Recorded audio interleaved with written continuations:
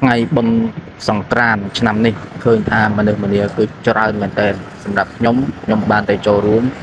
នៅឯវត្តនំរាជធានីភ្នំពេញឃើញថាថ្ងៃនេះមានមនុស្សច្រើនមែនទែនហើយក៏ជាថ្ងៃចុងក្រោយដែរដែលកម្មវិធីបុណ្យសង្ក្រាន្តដែលប្រារព្ធធ្វើនៅឆ្នាំនេះគឺមានរយៈពេលរហូតដល់6ថ្ងៃហើយថ្ងៃនេះជាថ្ងៃអាទិត្យខ្ញុំនិងក្រុមគ្រួសារគឺបានទៅចូលរួមហើយធ្វើដំណើរដោយថ្មើរជើងបាទដោយសារតែ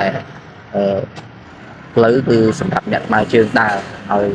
អ្នកដែលចូលរួមភាគច្រើននោះគឺសិតតែជាយុវវ័យប៉ុន្តែខ្ញុំសង្កេតឃើញថាពួកគាត់គឺមានសិលធម៌ល្អបាទសុជីវធម៌ល្អ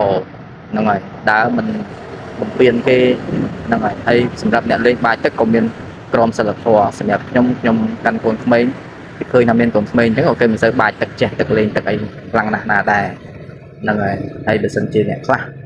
មិនទៅក្មួយខ្ញុំអីគ្នាកាន់កាភ្លើងបាញ់ទឹកអីចឹងទៅក៏ឃើញថាមានអ្នកមកលេងជាមួយអីចឹងទៅបើមានកាន់ម្សៅកាន់អីក៏គ្នាលេងជាមួយនឹងកាន់ម្សៅចឹងទៅហើយអ្នកខ្លះគ្នាដើរមើលធម្មតាចឹងទៅក៏អត់អីដែរក៏មិនមានកិបាតុភាព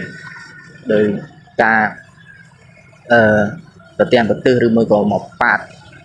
ដោយមិនសុំប្រញ្ញាតនោះទេគឺឃើញថាគឺការលេងនេះគឺក្រមប្រកបដោយក្រមសិលធម៌ហ្នឹងហើយបើអ្នកខ្លះអត់លេងក៏គ្នាអត់ហ៊ានប៉ាតដែរហើយថាប៉ាម្សៅណាចេះទឹកចេះអីហ្នឹងបើមានអ្នកគេលេងឃើញម្សៅឃើញអីកាន់គ្រឿងកាន់អីមានការចូលរួមមានការលេងអីចឹងទៅហ្នឹងឃើញថាល្អតែសម្រាប់ខ្ញុំឃើញថាការចេះទឹកប៉ាតម្សៅនេះបាទយកល្អកុំលេងហើយ